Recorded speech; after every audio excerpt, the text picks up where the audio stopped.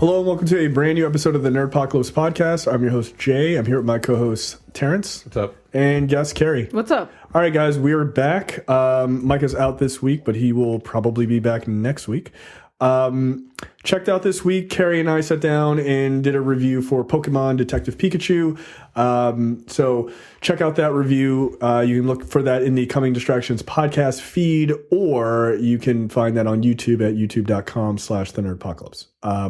So no spoilers for Pokemon Detective Pikachu, but Carrie, It's just really good. I would take a bullet for that Pikachu. Are you going to buy the plush toy?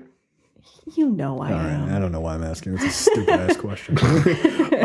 So check out that review in depth right now. By the time you're listening to this, I watched The Meg. Why? Because during my lunch break, I like to watch something as I eat, and there are often times I feel like I don't deserve good things, so I force myself to watch terrible things because I'm an idiot. I saw it in the movie theater. I reviewed that, matter of fact. You did! That's right! Oh my god. I don't remember what you said, but I do remember that you did the review. That is ridiculous that you saw it in theaters. I'm not finished. I have just like a few more minutes left of the movie. Mm-hmm. I'm enjoying how dumb it is. Yeah. Like, it's stupid, but like I'm enjoing the stupidity. I feel like of it. that's what I said. Yeah. I mean, sometimes you just someone need likes like the ocean. That makes sense. That's why we went to see it. That's why we got the screener. It's thoroughly stupid. I mean, sometimes really you just need a stupid disaster movie to just pop a bag of popcorn and just zonk out to. Yeah, like you can turn all of your brain off this movie. Like, but what I will say is I have never, and I wrote this to Terrence and some other people in a text message. I was like, I've never seen a movie where people are more gleefully dealing with like massive tragedies. They're like, he almost got killed by a megalodon. Like, yo, why are y'all happy? Why are you laughing? I literally almost died like 2 seconds ago. They're like, LOL, that's funny. I'm like, this is not funny. No, that this motherfucker is just bit a whale not, in half. Not a humorous situation. No, really, I should be crying and peeing in my wetsuit. Like the movie in and of itself is ridiculous, but it made like $530 million, which is crazy. But you know what? As a lover of Deep Blue Sea, which is also an equally ridiculous shark movie, yeah, I'm kind of enjoying it, I have to say. It's dumb. I did not like Deep Blue Sea. You did not? No. No. This is a better movie than Deep Blue Sea. It is a better movie. Which is to say, is saying a lot about Deep Blue Sea. But yeah, The Meg is on HBO. So I'm watching that. And then, yeah, like, so far, so good. Like, you know, I'd put in quotes. Jason, like, one thing I will say, Jason Statham is having a really good time in that movie. He's clearly not taking it particularly serious. No. Right. I mean, he literally at one point just jumps out of the water and he's laying on the side of a boat. This is when they're laughing about him almost being eaten by a megalodon. His face is completely dry. like it's completely dry. I was like, yo, he was just swimming. They couldn't like get a spray bottle. Like his face is bone dry. It's the weirdest thing. I was like, okay, right. Like we're not even close to the water. So like that's really funny. And the other observation I have is sort of an industry thing, which is this movie was co-produced by Gravity Pictures, which is a Chinese-owned production company. Okay. Much like this, and what was the one we did with The Rock for No Time to Bleed? Oh, Skyscraper. Which was also... Is it called Skyscraper? I don't even know what the fuck. Yeah, Skyscraper, yeah.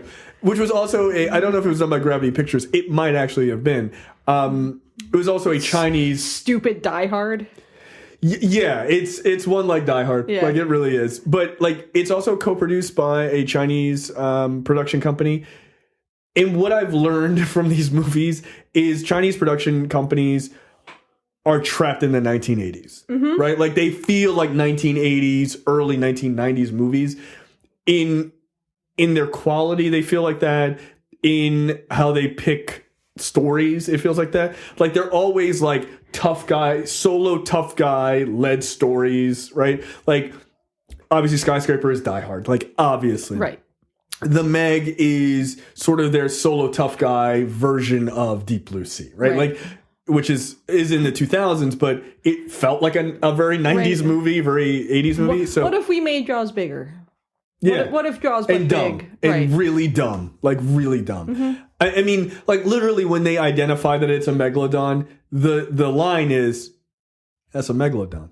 Like no one is like, "Yo, a megalodon exists? This is crazy." It's just literally Jason Statham riding around in some sort of like space age submarine. He's like, "Oh, that's a megalodon." Like, and that's it. And then they just move on with the plot, and then everyone just acts like that's the most reasonable thing. A 90-foot shark is reasonable. Sure. So yeah, the Meg. Look, if you have time and you just don't give a fuck about the things that are going on in your life, just turn on the Meg. It was between this and Geo Storm. So yeah. So I'm gonna watch Geo Storm next. Oh, all right. Good luck. It's a movie about a weather system used as a weapon. I'm gonna. Oh no, wait. Yeah, that is Geo Storm. That's right. Yeah, and the only person that can control it is Gerard Butler. Sorry, I just flew in from space. There's an actual dialogue in that movie. You know what else is stupid? Triple Threat. Oh, that's right. Fuck, you did watch that. I did watch Triple Threat. Yes, I wonder what happened in it. I don't know. Because I have no fucking clue. That movie's really dumb. I didn't like it at all. Not even the fight sequences. It was that bad. I don't know what happened. I watched the whole thing. Don't know what the fuck happened. It looked pretty bad. It's not good. Yeah, this doesn't. It just surprise isn't me. good at all. Like, I was mad. Like, it's bad. Like, I like the people in it. Like, I like all of those guys. They're all martial arts. They're all cool and shit. Yo, this movie sucks. Like, it's just like I legitimately don't know what the fuck the plot was. Like, they start out, they kill a bunch of brown folks. What's his name is a bad guy, but he's a good guy at the end. Then a bad guy again. The white dude? Well, Scott Adkins. Adkins, yeah. Him, Michael Bisping. He's also a bad guy. Michael Jai White, bad guy. It took two of those little niggas to fight him at the end of the movie. They won. The two, are they the guys on the raid? Yeah, Tony Jaa and Iko, whatever. Like Icarus or something. He's from the raid. Tiger Hu Chen is another main character. I don't know who that is. I'm looking at the roster. I'm looking at the cast now. I know I never heard of him before. I've probably seen him once or twice in another movie. It was sucks. Don't even bother. Like, it's not even a folding laundry movie. Like, wow. I was literally washing clothes and like on Facebook. Look, they're kicking each other again. Yeah, it sucks. All right, like, it's just not good. I had no interest in seeing it. Like, Micah said he saw it. That there was one scene where someone got blown up point blank with a rocket launcher. Okay. With a rocket grenade. A grenade launcher, which was pretty gruesome. And it's kind of violent for no reason. Okay. It just sucks. Yeah, I'm not going to see Triple Threat. Sorry. Yeah, I know there's we got a lot of like martial arts fans. Like, no, I love martial arts. I love stupid martial arts movies. Yeah. This was just beyond me. Wow. Okay. Like, I've seen a lot. I normally like garbage. Yeah, this is worse. Nah, I'd rather watch Falcon Rising again.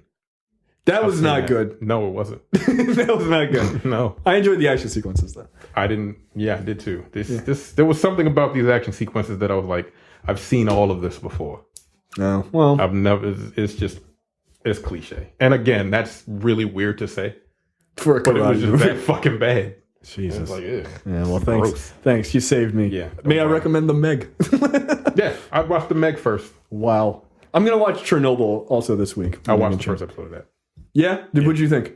Without getting too deep into it, because I want to go to Carrie. Oh, it's pretty good. It's like an hour and a half is the first episode. The first episode, well, there's like a little like vignette afterwards. It takes up another like 15 minutes. It's good. It's wow. It's fucked up. Yeah. It's really terrible what happened. And it goes into, I'm not going to get too deep into it, but I think that the series itself is based on like the cover up more than the actual incident itself. Yeah, the incident happens in the first episode. Yeah, no, that's been my supposition as well. Yeah, the incident happens in the first episode. It's crazy, like the core explodes and it's just radiation.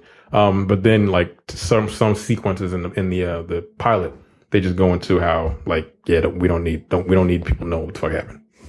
Yeah, and I'm like, wow. Yeah, because Russia is a shithole country. Sorry. Yeah. Yes. I'm not sorry. Fuck that country. Anyway, your government sucks. Anyway, Carrie, you saw Avengers End Game, twice obviously. Now. Twice. I've only seen it once. I'm so disappointed. Obviously, we're going to talk spoilers. We've talked about it a number of times, but Carrie wanted to give her opinion, so please do. It's so good. It's so good. Like, I don't know that I can say anything that hasn't already been said. It just, like, it feels like a payoff for the last 11 years worth of... That's a fucking crazy thing to say. Yeah, I mean, like, it's been interesting. Like, for work, we've actually all been sort of writing up these MCU retrospectives, and I was like, cool, I was a freshman in college the first... when the first Iron Man came out. Jesus. Wow. I literally, like, I took a final that morning and I was like, cool, like, I got time. I walked a mile up to the Towson Commons. Yeah. Wow, theater. that was forever ago. Yeah, by myself. I was just like, cool, like, because Iron Man... Let's see this C-list character, how this movie is going to be. Iron Man was not on my radar. I grew up watching the Spider-Man and the X-Men cartoons. So, like, Iron Man, I was aware of who Iron Man was. Yeah, the Latin dude in the cartoon. It wasn't a character I was, like, actively reading comic books of. No one was. So that's the problem. I was just sort of like, all right, they're doing an Iron Man film. Weird. And then it came out and everyone was like, it's amazing. And so I went and I was like, it was amazing. Yeah. So to get from that point to where I am now, I mean, the MCU has followed me my entire adult life at this point. So wild. Yeah. Endgame was really good.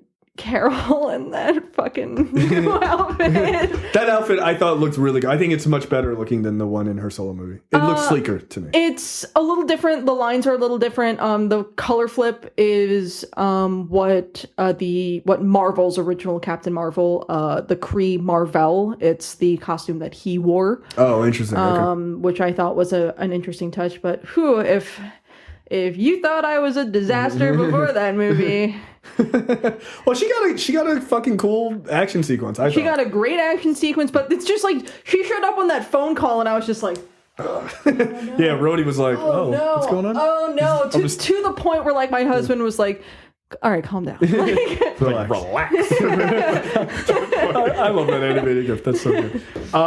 Yeah, that's my wife with that scene with fucking Henry Cavill walking out of the water in his deadliest catch outfit. Oh, yeah. From fucking Man of Steel. It's like, just calm down. All right. I also have chest hair. I don't. Yeah. There were so many things that I liked. I saw it the first time. I cried a lot. To say the least. And then I saw it a second time, just sort of like middle of the day. I saw like a 10:30 a.m. showing on like a Thursday. Took a day off of work just for like, I needed a mental reset. Yeah. So I decided I was going to go see Endgame and cry. Yeah.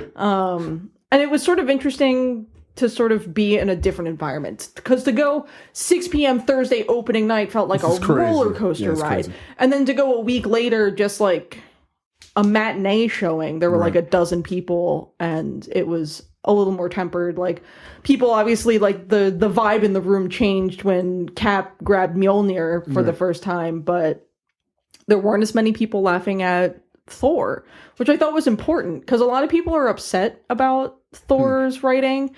And I'm sort of like, I don't think they wrote it to be funny. I just think people are assholes and they're laughing at him because he's fat. I mean, I think there are parts of it that I think are written for comedic effect. I don't think they're necessarily... I think it's more not that he's fat. That's the funny part. Right. I mean, that's just like, that's the depression part, right? Like, that's obvious. But I think, like, him being at the apartment with Korg and it being like a shitty apartment, right? And they're like, oh, fucking Noob Master 69 and all that shit. That to me was hilarious. I mean, that was funny, but a lot of people are like, I can't believe that they made fun of Thor like that. And I'm like, I don't really think they were. I just think people are jackasses and laugh. Yeah, I never felt like they were necessarily like the writing or the direction was necessarily making fun of him. I mean, you know, his mom saying, like, eat a salad, right, was just kind of like what a mom would say, like, right.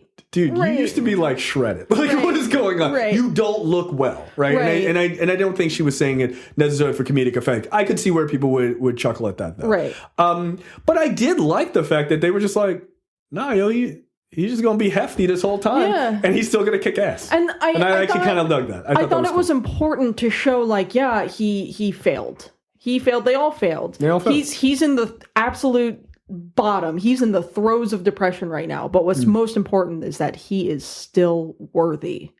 Yeah. Despite that. Even all of that. Yeah. I thought it was actually weirdly they gave him this very interesting character arc and like him meeting his mom and like really like to me with all the shit going on, this big fucking lug still needed his mom to like feel good about himself and then, like to kind of get himself kind of pulled back out of his shit. Right. But I thought that was interesting considering he's such a big focus in Infinity War where the Russos even said like people who got big pushes in Infinity War would be a little bit less huge of characters in Endgame, which makes sense, right? Like you didn't like if you go back and really think about it, like Cap doesn't do that much in Infinity War, but he has such a huge amount of time, and Tony has such a huge amount of time in Endgame, right? So they split them, and that made sense. But for them to even deal with Thor and give him that kind of thing, I thought was actually kind of interesting. I thought it was super interesting. I thought there were just a lot of really good moments. The fact that they made me give a shit about Thor: The Dark World, incredible. Because that movie was on TV last week. And I sat there and I watched the whole thing. It's not great, but I cared more about it after having watched Endgame. Yeah, the Russos made you care about a shitty movie. Yeah. In retrospect. Yeah. Yeah, no, and I still don't care about that movie, but I cared about his mom dying and that scene much more. Like that felt important. Yeah, just a lot of the throwbacks I thought were really good and yeah, it's just really good. I'm probably going to go see it a third time at some point. Yeah. I will definitely see it sometime. I must help defeat Avatar. Yep. Well, it's at almost 2.3 million. Or billion, excuse me. So, doesn't have that much more to go. Nope. Yeah, and it hasn't hit weekend 3 yet. Yeah. Which is nuts. So, we'll see. Yep. All right, let's get right into it. Make sure you go to the nerdpocalypse.com/Amazon before you buy anything on Amazon. Use that link. We get a little bit of a kickback. You don't pay anything extra, but you do help out the show, and it's awesome when you do it. And we appreciate all the folks who do it constantly. All right, lightning round, Terrence. First up, Channing Tatum had sex with that woman for no reason. Yeah, he did. Gambit has been removed from the release schedule. Yeah, that woman totally. I forget who was that. I forgot. The producer, and she was like, "I just think Channing Tatum is just perfect for this role." And it was like, you clearly want to fuck Channing Tatum. Like it was obvious. And look, I'm not even mad at you. I'm not even mad at you. Look, what it is. Extremely relatable content. Yeah, exactly. Like this woman's making a lot of good points. So yeah, they pulled his It's not on the release schedule. Doesn't mean it's not going to be made. I think this is a nice way to do it. Look, I know. It's like giving Gambit fans. They were like, yoink. We're done with you. It's I said it on Twitter after the news dropped. Am I surprised that they dropped this movie? Absolutely not. Do I think this movie would have been good? Absolutely not. Would I have watched a Channing Tatum Gambit movie? Yeah, absolutely I would have watched that shit. See, she's the problem. This is the problem. Just because that fucking potato was in it. No, that's fine. Look, I don't think he was the right choice. He's an extremely chiseled potato. No, he would have been a terrible Gambit. It would have been a terrible movie, but I would have watched it. Yeah. I would have watched and made fun of it, but I'm glad this is not happening. I don't know why people thought it was still happening after the buyout. But I would have much rather watched a Channing Tatum Gambit movie than Dark Phoenix. I don't disagree with you. But my only problem is I don't want to see a Channing Tatum Gambit movie where he's just throwing cards at someone in the last act on a train, because that is exactly what would have happened in that movie. And saying yeehaw because he doesn't know. Yeah, he's like, this is in the South, right? Yeah. Like, does this work? Like, that's not what they say there. No. But he's from, like, New Orleans, isn't he? No. Where's Channing Tatum from? He's from somewhere, like, adjacent to Louisiana. I'm going to look this up. It's in the South, right? Well, that was pretty much his argument, right, when he told her that he wanted to play that role. Channing Tatum, where are you from? I think he lived in Louisiana at one point, but I don't think he's from Alabama. He's from Cullum, Alabama. That's not Coleman. That's not. The fuck that is. Is there a big Creole population in Coleman, Alabama? I don't think so. Maybe. Oh, maybe there is. Poor boy. It's not like he's not going to get another starring role. Yeah, I think he's going to be just fine. I don't think you ever need a Gambit solo movie, frankly. Nope. I think you just roll him into the universe. So sometime in the future. Anyway, next up, right. there's going to be a female-led cliffhanger movie coming out. Like, for those that don't know, cliffhanger, not a cliffhanger movie. Cliffhanger, the movie, is being remade with a female lead. I don't understand. I don't like, considering the fact that. Is it just? Have people seen this movie? No. I've seen this movie. No, I'm asking. Do people in Hollywood have they seen this movie? When I saw the picture, I'm looking at this picture now. I'm like, he kind of looks like a female in this picture. like when if you took a quick glance, he's got like that's a really ugly woman. This movie came out when I was 3 years old. So 93. Mm-hmm. Jesus Christ. I'm baby. 13, so yeah. That is fucking ridiculous. Look, I will defend this movie. I will defend it to the hilt. We did this movie on me, Micah, and Brad did this movie on No Time to Bleed. This is a Rennie Harlan classic. Starring Sylvester Stallone. I love Cliffhanger. Okay. I don't have a problem with a female remake of this. I have a problem with them remaking this. Okay? How dare you? How dare you? This movie is so quintessentially dumb 90s. No one should remake this movie. No, it's not going to work. And it's not because it's a woman. It's just not going to work. Is she going to drop a dude in the beginning and then get sad? Because that's what happens in the beginning of the original. He literally tries to save his dumb friend. He tries to save Yondu's girlfriend. Yondu is in this movie. Okay. They go climbing. His girlfriend gets stuck out on this rope along with Yondu. He makes it across because he has a bum leg. She gets trapped out there. The rope is about to break. She's about to die. Here comes Sylvester Stallone to save her. Also in Guardians of the Galaxy Volume 2, weirdly. He goes out to save her. He tries to hold on. Her thing breaks. She dies. So this is why they have that beef in Guardians of the Galaxy Volume 2. Yeah, he's still mad about Cliffhanger. Nice, yeah, cool. That's right. Yondu holds a fucking hard grudge. He's like, remember when I was human, didn't have a fin, broke my knee, broke my shit up, and you just let my girlfriend die? It was fucked up. Yeah, so I don't need a remake of this. Again, I don't care about the gender swapping of this. I don't need a remake to a Rennie Harlan classic. How dare you? Also, Rennie Harlan made some of the worst movies in the fucking 90s. What else has he done? Oh, he did Die Hard 2. Yeah, he did. Deep Blue Sea. Again. Cutthroat Island.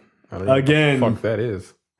A movie that cost a lot of money that was really, really bad. I definitely have not seen most The Legend of Hercules. That was... Yo, that movie is horrible. Oh, man. Horrible. Yeah, Rennie Harlan has done some fucking doozies. Driven? 12 rounds. Nightmare on Elm Street 4, The Dream Master. Look, y'all better put some respect on Rennie Harlan. Don't put respect on Rennie Harlan. I shall not do that. Mindhunters, not a good movie. He's got 5 nominations for Golden Raspberry Award for Worst Director. That seems low. Wait, Mindhunters with LL Cool J? Yes. Yes. The very same. Yeah, think about that. I know. The Covenant, terrible. Oh my God. 12 rounds, terrible. Tracks, the TV movie, probably terrible. Look, Rennie Harlan did one good thing.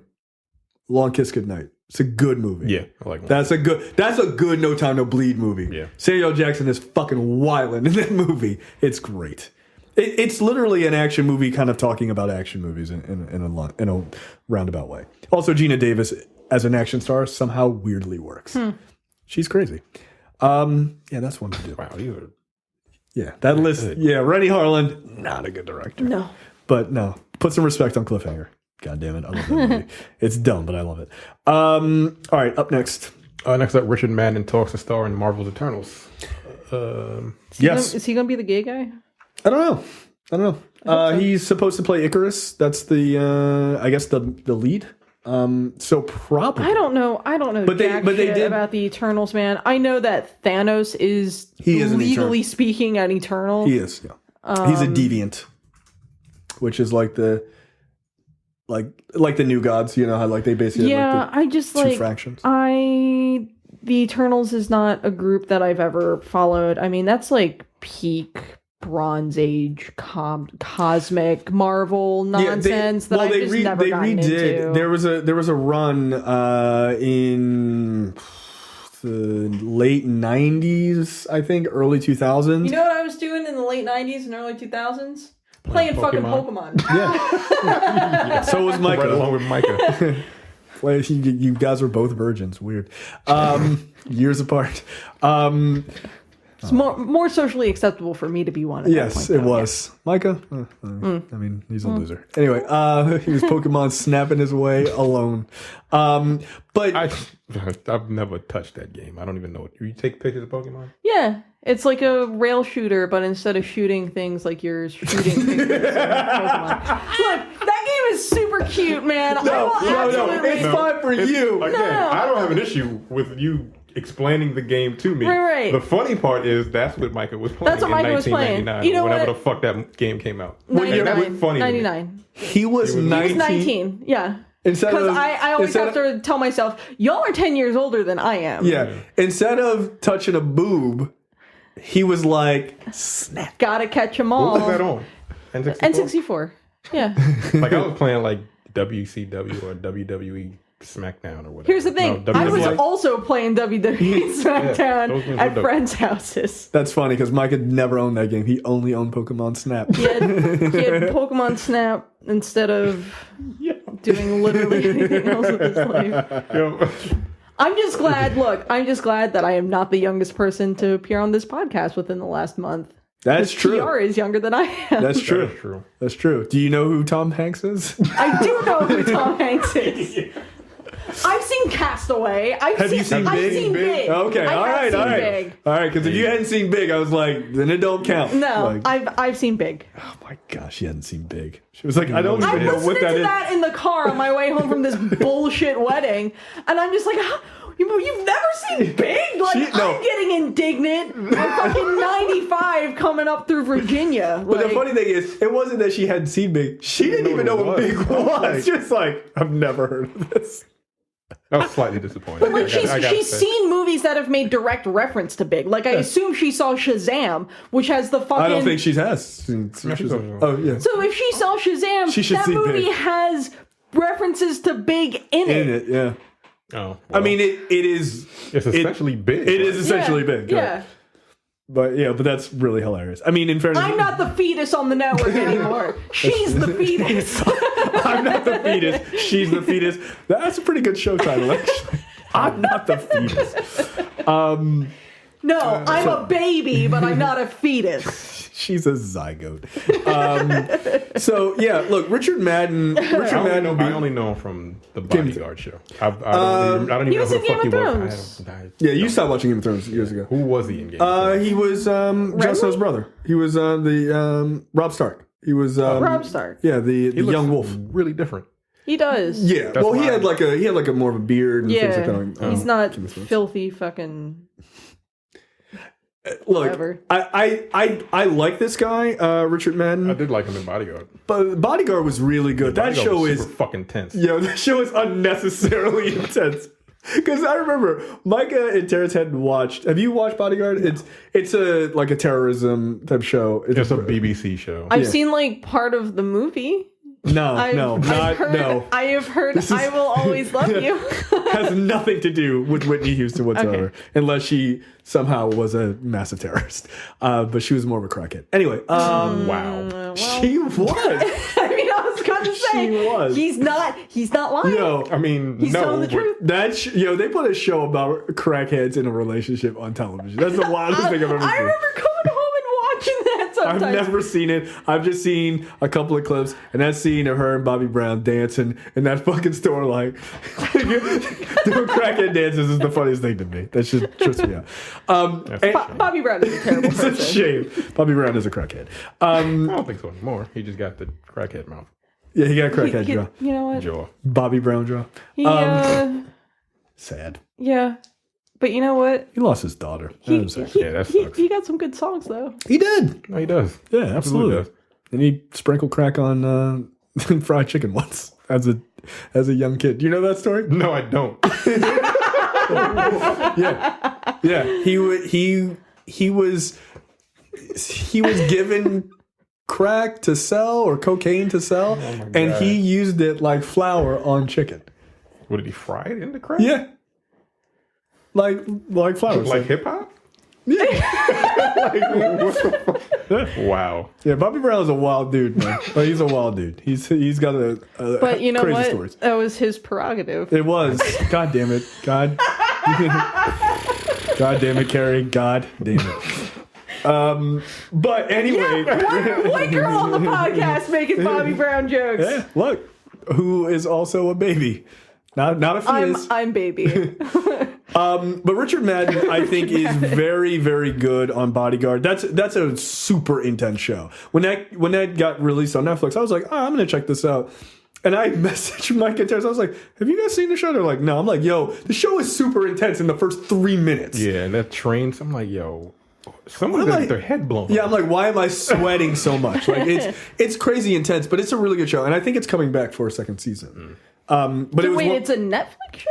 It's a BBC show that they put on Netflix. Okay, So it's like 6 episodes. 6 or 8 episodes or something like that. But it's super good. If you're into like sort of intense, like I wouldn't say military, but you know, like trying to stop terrorists kind of show, like it was fucking really good. It was intense. But he's very good on that. I thought he was good on Game of Thrones as well. So he's much handsome. Yeah. That's fine. By all accounts, he's a good actor. So yeah. He carries Bodyguard really well. Right. Like as the. He's the kind of casting that will make me care about an Eternals movie. Like, obviously, it's not like I'm not gonna see any MCU entry, but I will instantly care at least a little bit more with a casting like that. Well, it's him, Angelina Jolie, and Kumail Nanjiani. Yeah, thank you. Yeah. Who all three of them I like. Yeah. I'm sure Kumail Nanjiani is going to be hilarious because he's fucking funny in everything. Mm-hmm. Which one is he? Because I keep forgetting. He's the dude. Do you ever watch? Yeah, he was in the first episode of. I've seen him the in Big Twilight Zone. Yeah. He was good in that. He was really good in that episode. Was he serious in that or no? Well, he was playing a comedian. Yeah. Yeah, he was like the story was fucked up. Yeah. But he was really good in it. Like all good Twilight Zone stories. Yeah. Extremely fucked up. Yeah, I haven't had a chance to watch. Like that. I've only seen the first episode because it was on YouTube, and I don't have CBS All Access. Nor will I be paying for it. No, it's really I'm good. not paying for it. I do intend to watch the rest of the season. Yeah. Look, by any means necessary. No, it was really good. If you haven't seen it, I really wanted to. enjoyed it. Yeah. So I think this is a good choice. Again, he's a recognizable face. D from Three Black Geeks, don't think I ever forgot. We bet $25 that the Eternals. He bet me that the Eternals wasn't going to make more than $725 million. Marvel Studios. Hey, you want to bet 100? The first openly gay character. You want to bet? Yeah, it's going to make all the money. Yeah. Yeah. Like if you thought like Black Panther was a cultural moment, Captain Marvel was a cultural moment. Yeah. This will be a cultural moment. Yeah. Like I just again, I'm gonna basically Dee's argument, which is not a terrible argument, is that because people don't, not because of the gay lead, but he says that nobody knows the Eternals. Nobody knew who Guardians of the Galaxy were either. No. And now you live in a universe where like anything is possible. I was thinking today as I was driving, one thing that hasn't been talked about is that, Black Panther made $1 billion and Captain Marvel made $1 billion. But Captain Marvel is the first comic book solo movie to make $1 billion that we had never seen the character on screen before. Mm-hmm. Aquaman did it, but you saw him in Justice League. Sure. Black Panther did it, but we saw him in Civil War. Yeah. You never saw Carol at all, and it made $1 billion. You know what you saw? You saw a fucking beeper. Right. And that's it. Where most people were like, I don't really know who that is. I saw that movie for a third time recently, too. Nice. Because I'm good. Big gay. Yeah. Mm-hmm. Well, I want to watch Infinity War again. Oh, I did just watch it recently, right before seeing End Game. But I want to do it again, back to back, because I feel like it's really one movie. But Yeah, like people don't talk about that. Like she is the first character to crack $1 billion in a solo movie with nothing behind it. Dumb babies online being like, "Oh, they need to recast Captain Marvel because people don't like her as Captain Marvel." Who doesn't? She just appeared in back-to-back movies over the span of about 7 weeks that combined have made like $3.5 billion at the world box office. Yeah, you really think they're going to get rid of Brie Larson? Because I don't think she's going fucking anywhere. No. Eat shit and die, incels. Yeah. Like, I mean, the thing is, it's like, if we're being honest, it's not that they have a problem with Brie Larson. It wouldn't matter who it was. Right. They don't want... I just saw people say they hated the A-Force fucking scene in Endgame. Really? Yeah. Did you? Oh, that scene wasn't good. Yeah, it has nothing to do with the actresses. It has nothing to do with it. It's just that you don't like something that is not about you. That's all it is. You don't like seeing a woman who could handily kick your ass. Yeah. Me, personally, maybe I'm a little into it. But don't abuse me. Not really into that. I'm not into that. I want to think that you could, and that's enough for me. But I could probably beat you because I have more upper body strength. I'm just saying. I'm a man. Listen up, ladies. No. But no. Look. Honestly, the Eternals, I think, is going to easily be another cultural moment. Yeah. I think it will be. Look, right down the line, Eternals. If the rumors are true that it's a openly gay lead, Eternals is going to crack $1 billion. Yeah. Shang-Chi is Chinese. That might crack $2 billion. Are you kidding me? Make that movie take one half of that movie take place in China. You're done. Just done. Easy. Done. It's going to crack $1 billion. So like this idea that we're not, it's going to slow down now that, that these characters in Endgame have died and the roster's changed. It doesn't matter. No. Look, I'm going to tell you right now. Far From Home is going to crack $1 billion. Easily. I mean, here's the scene that I keep pointing out to people in Endgame is after Hawkeye, like the 3 people to carry the Infinity Gauntlet across the battlefield. Yeah, this is a good point, actually. That's how you said were T'Challa, Peter Parker, and Carol. Yeah. Those are going to be your next big 3. Those are your 3 core characters now. Now that Tony is dead and Steve is old. Yeah, sorry, spoilers. Look. It's been 2 weeks. We're done. Somebody online was like, people shouldn't talk about it openly for a month. Shut up. Fuck you. A month? You can't find time in a month to go see one I still movie. have time. That's not my problem. Stay off social media. You have time to do things you want to do. Yeah. It's like, you don't have time to go over to your local movie theater to see Endgame, but you got time to bitch online to me for 45 minutes? Fuck you. Yeah. That's the first act. Yeah. You could have been there. So, yeah, I think Marvel easily in Phase 4 have Spider-Man, Far From Home, Black Panther 2, Marvel 2. Captain Marvel 2, I guess it'll be in this phase.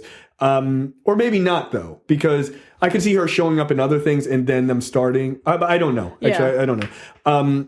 But you've got at least Black Panther 2, Far From Home, and Eternals that will likely be $1 billion movies. Mm-hmm.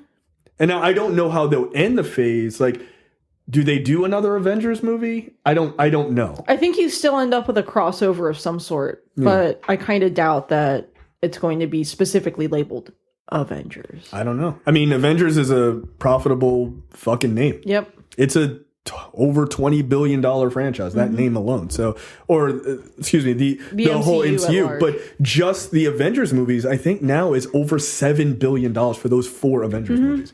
So they ain't getting rid of that title. No. Nah, fuck that. Guess what? New Avengers. Young Avengers. Yeah. Whatever. Space Avengers. I don't give a fuck. Get this money. Next up, Terrence. CW orders the Batwoman TV series. Sorry. The costume looks dope. Okay. Yeah. All right. I saw like a preview kind of thing, like and I was like, thing. Like the costume looks dope. I don't know anything else besides that. Yeah, it's fine. Was she in a crossover yet? She was. She was on the Crisis of Infinite Earths. Or she's going to be in that, but she was also in the last crossover they had as well. That's how they introduced her. Okay. I fell asleep before they got to her, so I don't know how she is in the role. I stopped caring. I don't care anything about the CW shows anymore. So no, I'm over it. Yeah, I'm not. I'm sure she's. I hope it's good. I mean, I hope that we can have a female-led Bat-related television series. You know, like, she's openly LGBT. yeah, well, so that's I hope it does well. I hope it's received well. I hope it's written well. I just don't care. Yep, that's fair. Next. Next up, Roland Emmerich is going to direct a new sci-fi action thriller called Moonfall. All right, Terrence, I have one request. It's a very simple request. I need you to read the synopsis for this. Oh, I have not. Oh. Yeah. Oh, okay. Yeah. I'll go ahead and read yeah. Listen to this bullshit. I have, okay, the moon. It controls our nights, our days, the seasons. Much and like our Charles in ocean Charge, tides. by the way. Shut up. I swear to God, I'm going to punch you in the face. That's fair. And since the beginning of humankind, its phases stood as a symbol of enlightenment, inner knowledge, and our own immortality. Until now, suddenly and without warning, a mysterious force knocks the moon from its orbit around the Earth and sends it hurtling on a collision course with life as we know it. Wait, so the moon is coming towards the Earth? That is correct. So it's shitty Majora's Mask. So, okay, let me continue. Where I don't even know where I was. And sent it hurtling on a collision course with life as we know it. With mere weeks before impact and against all odds, a ragtag team launches an impossible last-ditch mission into space, leaving behind everyone they love and risking everything to land on the lunar surface. Unlock its secrets and save our planet from annihilation. But first, they must battle an unknown and unfathomable power that will challenge everything we know about the moon, the universe, and ourselves. What? This movie has $100+ million budget. Well, Who keeps feel like giving it Roland needs that Emmerich kind of this budget. money? this movie's gonna be super dumb, and I can't wait. I can't wait for like some science bro to come out and being like, so I'm gonna break down exactly biology. Oh, it'll You know, be it's going to be fucking Neil Neil deGrasse deGrasse Tyson. Yeah. He's like, here's like, what. shut up. Yeah, here's why the moon getting knocked off its orbit is a bad thing. Yeah. Well, I Here's mean, how the you're fact not going that to be able to do anything about that. it's like the moon getting Right, knocked if it off its happens. orbit. Like, first of all, we wouldn't be able to do anything about it. Second of all, even if it didn't crash into the Earth, like even if we were able to like blow up the moon, we're still fucked. Right. Yeah, we're gonna die. Yeah, you're gonna die if the moon gets out of its orbit. Wait, We're are they thoroughly are they fucked. gonna like push it back out into space Yes, gently? that is what's exactly going to happen at the end of this movie. They're going to put rocket packs on one side of the moon and just push it back. Yeah. Out you go. That's why I said, please read the synopsis. I read that, I was like, this is the dumbest thing I've ever heard. If this He wrote it moon in does 2012. not develop the face from Majora's Mask, it is a waste of everyone's time. I want I'm that. going to see it. No, really? No, I'm going to go see it. I've seen almost all of his movies. I have definitely seen all of think, Roland like, Emmerich's Roland movies, except Emmerich- for ID2. I haven't seen that one. I don't think I've seen Oh, I any didn't of see his that one. movies. Yeah, I didn't see your ID too. You've never you seen? Have probably you ever have. seen a Roland Emmerich movie? I don't think so. I'm gonna look at. No, I feel like you probably you have. definitely don't I gotta know. look. Hold on. Independence Day, No. The Day After Tomorrow. You've never seen Independence Day? Nope. Godzilla. Nope. Holy shit! I The was Day in After elementary school. Like, look, you've seen Big. Yeah, you Yeah. got it. You Born. got to see Independence Day. I didn't see that. White House Down. Nope. I've seen all of them. I've Nope. seen Stargate. I've seen Stargate. I saw Stargate in theaters. Nope. I haven't seen any of these. 10,000 Holy BC. I never saw that one. 2012. I saw. Fuck is 10,000 BC? That was the one that took place in 10,000 BC. Wow. Yeah, nailed it. It was like a prehistoric movie. Nope. Yeah, there's a lot of bad movies Yeah, on this shit. list. Not a one. He directed a bunch of. He directed some shit in the 80s that I've never. Yeah, I've never heard Seen. of any of those things. Universal Soldier, seen it. Yep. Never seen High Crusade. Seen Stargate, Independence Day, Godzilla, 13th Floor, The Patriot. Oh, he directed The Patriot? Mm-hmm. Wow. I've seen Eight-Legged Freaks. Ugh. No, I don't know how I watched that movie. I really don't. I've seen part of it and like I the turned it talking off. spiders, the talking giant spiders. Gross. Never seen Trade. 10,000 BC. Did I see that? I've never I don't seen know. it. 2012, saw that. Anonymous. I definitely saw White House Down, and that was not good. White House Down. With Jamie Foxx as the president, with Channing Tatum as his Yeah, ultimate I've seen- bodyguard. Jesus Christ! I've seen the majority of this man's movies. Nope. and I'm probably going to see this. If there's a screener for Moonfall, so fucking dumb. yo, I can't wait. What is going to be a worse movie? Moonfall, without saying anything, or Geo Storm? He didn't do Geo Storm? I feel like he probably had somebody stole. Yeah, somebody stole. Like he had something to do with Geo Storm. Yeah. He didn't. No, or was it the other guy? It's the other guy who copies all of Roland Emmerich, and what's the other guy? Schmemmerich. Basically, like like I thought they worked to get. I typed in Geo Storm and the car came up. Dean Devlin. Yeah, didn't they work on Independence Day together? Yes. Yeah, right. Dean Devlin wrote Independence Day. Yeah, that's what I thought. And Independence Day Resurgence. And Stargate. And Godzilla. Well, yeah, they worked on a lot of shit together. That's why those two are synonymous with each other. Oh, boy. I haven't seen any of these movies. That's probably for the best. Yeah, probably. Yeah, no, Dean Devlin has only directed Geostorm, but he's written a lot of shitty movies. For Roland Emmerich. Yep, Universal Soldier, Stargate, Independence Day, Universal Soldier, The Return, Godzilla.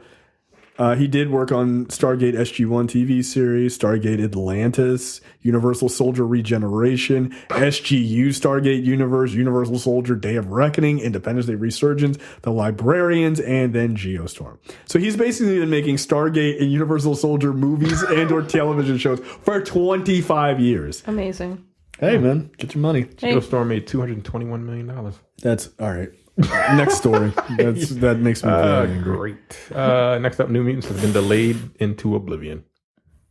This movie's coming out in 2029. That movie's never coming out. Nah, it's not coming. They're going to push it back forever and ever and ever, and then they're going to quietly drop it on Hulu. Yeah, that's my guess. Yep. So it's going from an August 7th, 2019 release to an April 3rd, 2020 release. When was this originally supposed to come out? Like last year. No, it was supposed to come out April 2018. Yeah, last year. Yeah, I'm sorry. I thought it. At first I thought it was 2017. Filming took place in Boston from July to September 2017, with an April 2018 release in mind. Film was then delayed for over a year, allowing for reshoots. That never happened. Nope. This movie ain't never coming out. But they're never going to do the reshoots in this year pushback. No. Why is Disney going to spend the money for a movie that apparently is garbage? They're not.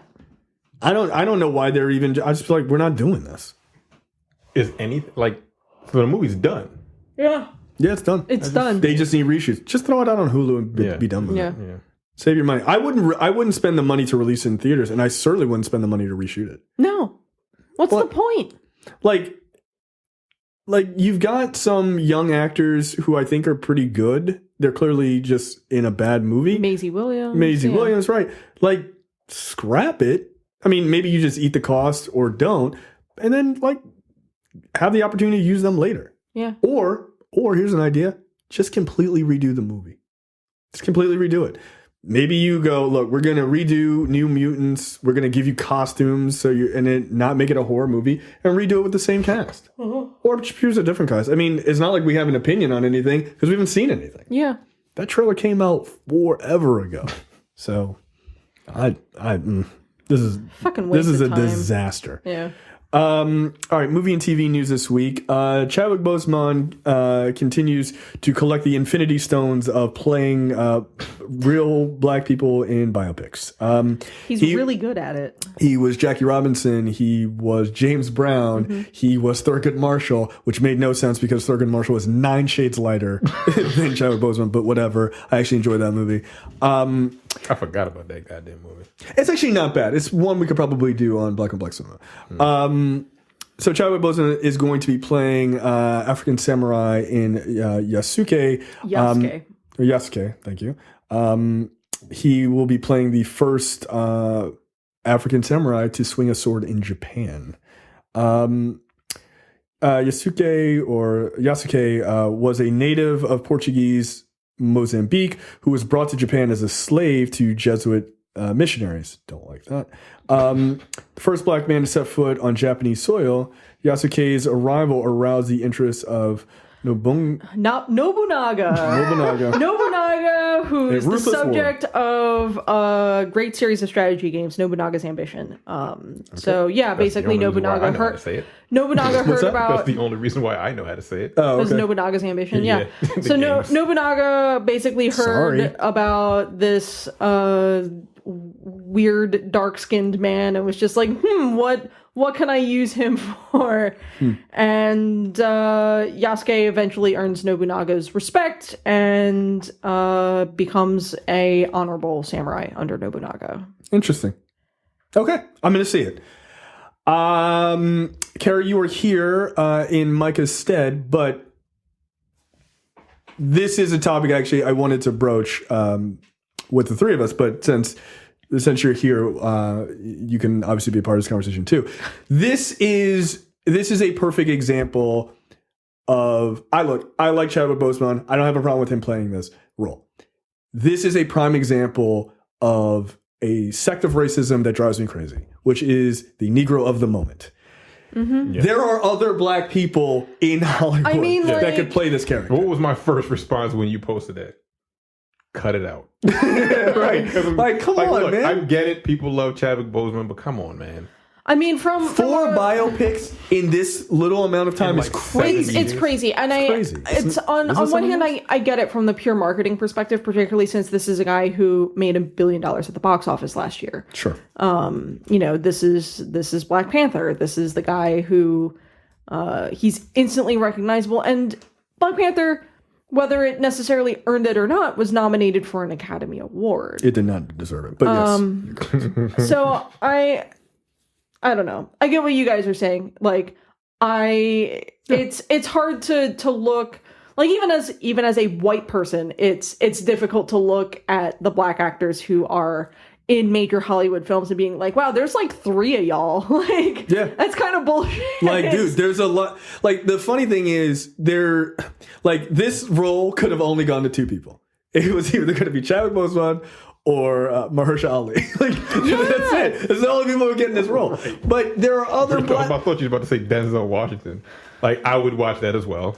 Denzel Washington as a samurai. In Japan with a Brooklyn accent? Japan. The Brooklyn accent. I'm from Mozambique. Dead ass. Like, no, that's... like, come on, Denzel. We're not even trying? No, I don't have to try anymore. But it's annoying. And again, that doesn't say anything negative about... That's not a negative about Chadwick Boseman. No. It's just a negative about Hollywood and its inability to break... And by the way, this doesn't just happen with black people, but it is most... obvious. I mean, it happens with all minorities. It happens with black people. Too. It happens with women. It happens with gay people. I mean, people keep demanding like, why don't you cast like an actual gay person for this role? And they're like, well, why aren't there more gay actors? They're fucking out there. Yeah. They out there. There are plenty of gay actors. There are plenty of trans actors. And they're just like, there's one. We found one. Right. And they don't look anymore. No. And for a minute, Jennifer, and this is why I have a problem with her, and I probably shouldn't have necessarily a problem with her, but Jennifer Lawrence was subject to that. Mm-hmm. They were like, we need a white woman, Jennifer Lawrence. I was like, no, there are other actresses. Her and Scarlett Johansson. Yes, absolutely. Yeah. So it's really annoying. Meanwhile, there is just a sea. There's a million billion mediocre looking white guys out there. Just a sea of Wonder Bread in a sea of mayonnaise. Like, we get it.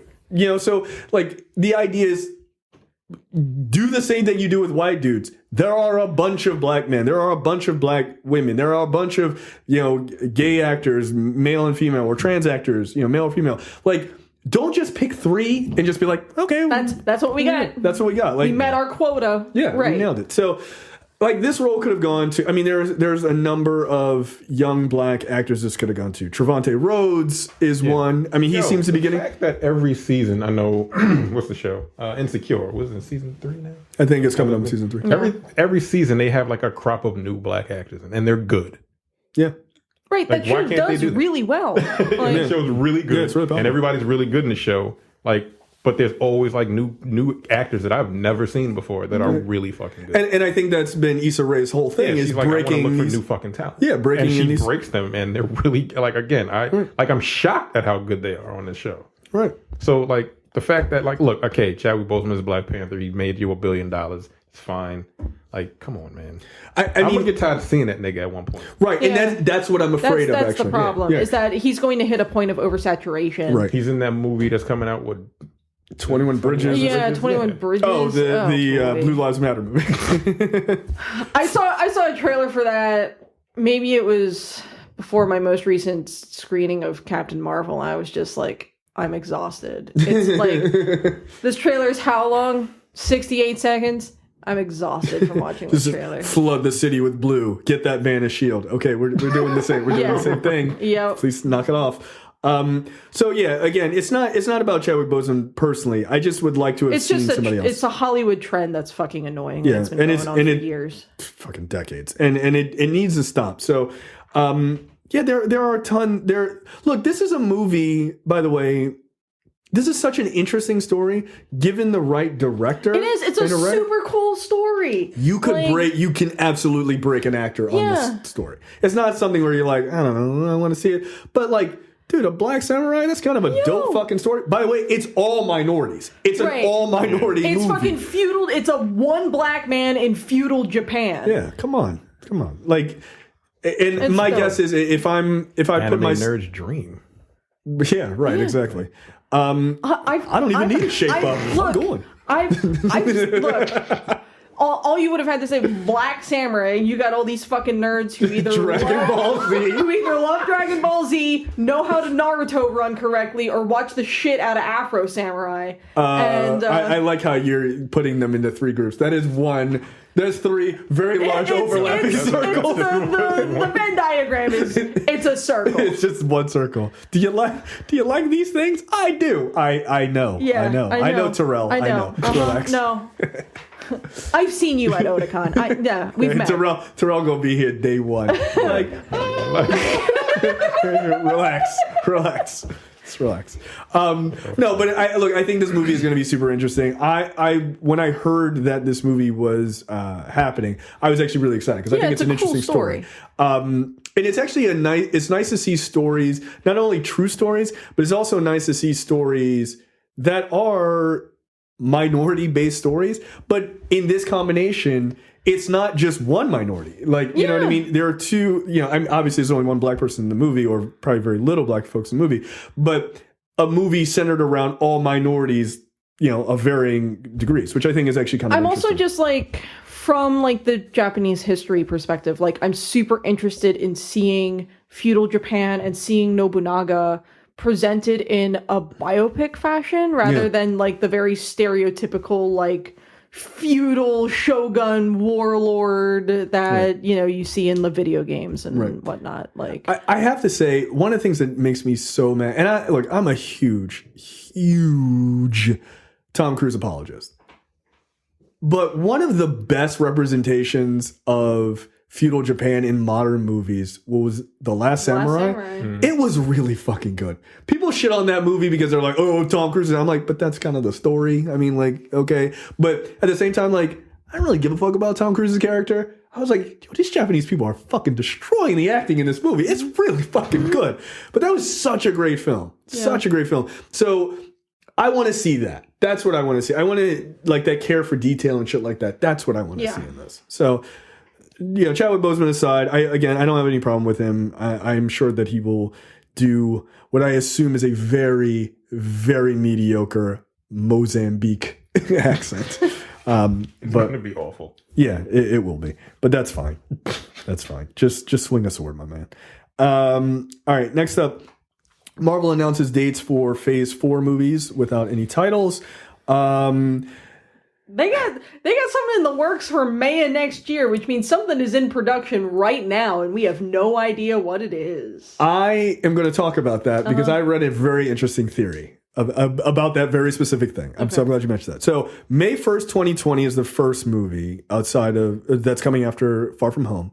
November 6th, 2020, February 12th, 2021, May 7th, 2021, November 2021, February 2022, May and July of 2022, right? So what's interesting is we're still only getting 2 movies next year. Then we're back to the 3 movies a year in 2021 and 2022. So here's the theory. There's a crazy, crazy outlandish theory, but in a way, it kind of makes sense. People are speculating in the deep, dark sides of the internet that May 2020 is a Captain America movie. It's Captain America 4. And it has to do with what he did when he went back.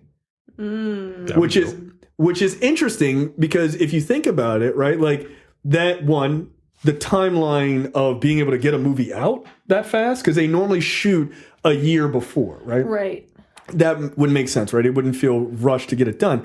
But you could also pull it off without people noticing in the midst of Infinity War and Endgame, right? Because you're visiting the same sets. You got people, you just be like, just move people around and shit like that. Like, and you could incorporate it so that like you could have Black Widow there, right? Like you could figure out a way to how to like fuck with that. We think that Black Widow's solo movie is a prequel. We don't know. We have no idea what it is. So it's a wild theory I was reading. I was like, I'm not saying that's going to happen, but if that's what they pulled off, that they actually filmed 3 movies, and it was like, surprise, motherfucker, Captain America 4, Cat Through Time or whatever they call it, like, yeah, you know, like the Turtles in Time movie, like, I'm here for that. Like, to give Chris Evans one more last just like ride the out, final send-off for the character. It would be awesome.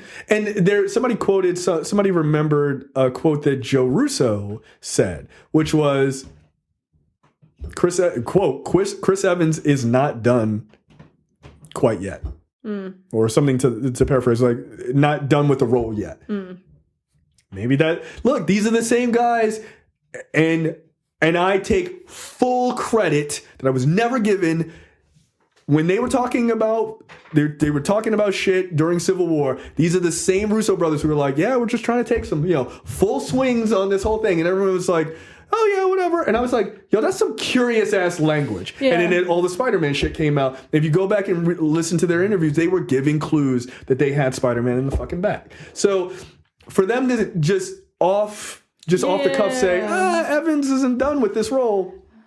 I'm not saying it's a fact. These cheeky motherfuckers out here. I'm not saying it's a fact, but like it's worth thinking about that could be the thing that they're doing, right? It could be their way of, because they've been really open about talking about how would Cap have gone back, and then they like keep saying things and raising other questions. Yeah. And to me, it doesn't make sense for them to raise questions and be like, we're out. Like that doesn't seem like them. No. They very much are methodical in the way that they work. So it could be quite interesting for them to pull a Cat 4 movie out. I mean, in terms of the other dates, there's a lot of sort of working theories as far as what's going to be at least on the slate for this phase. We know they're working on Eternals. We know that they're working on a Black Widow film. There's talks about... Like, by the way, my guess is that's what's November 2020. Which one? Black Widow. Yeah, that's my guess. We know that there's going to be Black Panther 2. That's my guess. That would make sense. It's February. Right, it's February. Right. Yeah. I think we're going to get a second Doctor Strange film. Yeah, that's in the works. I think we're going to get a second Captain Marvel film. My guess is because Captain Marvel just came out, that's a 2022 movie. Yeah. My guess is Strange is probably... I could see Strange probably being November of 2021. Yeah. Strange? Yeah. I feel like that would be first. Well, I mean, not May 1st, but November 6th. Because that came out, 2 years ago? Doctor Strange? Oh, you're thinking November 6th, 2020. Yeah. Maybe. Like, I don't know, May 1st, I have no idea. November, I'm thinking Doctor Strange. February, I just like, I have to assume that Doctor Strange takes a lot more time in post than a Black Widow film would. Like, Black Widow is a spy movie, presumably, as opposed to the Sorcerer Supreme. Well, and also the thing is, Black Widow, I think, goes into production in like a month. Yeah. So I think that's probably likely to be, that's why I'm saying November. Oh. But I could totally see I mean, look, they may do Strange February and push Black Panther because it's so big into May. I mean, here's the thing. The first Black Panther, they were like, hey, Black History Month, get black people all riled And now up. they're just like, yeah, it doesn't matter when we put it doesn't fucking You're matter. gonna come see it because it's Black Panther. Right. So like they may move that and just be like, fuck it, let's just go for it. I mean, the other thing is, of course, these dates are hardly set in stone. This is them just putting things on the calendar for the sake of being like, all right, well, this is then Don't put your movie near our... Right. Yeah. Now the other part of this, right? And we also know we're getting Shang-Chi as part of this phase. Right. So, okay, so that's... All right, so let's count that out. So you got Black Panther 2... Strange 2. Eternals, Black Widow... Cap 2. Captain Marvel 2. Right? That's only 5 of, 8 movies, it looks like? Yep. So... Guardians Volume 3 is probably part of this. 3, right. So that's 6. Mm-hmm. There's other things that we have no idea what they are. I am guessing that we're going to get the X-Men reboot as part of this phase. I don't think so. Really? No. You think they're just going to let it breathe? I think they're going 2022. Somehow. You know what? I think before you get the X-Men, I think you get a Fantastic Four.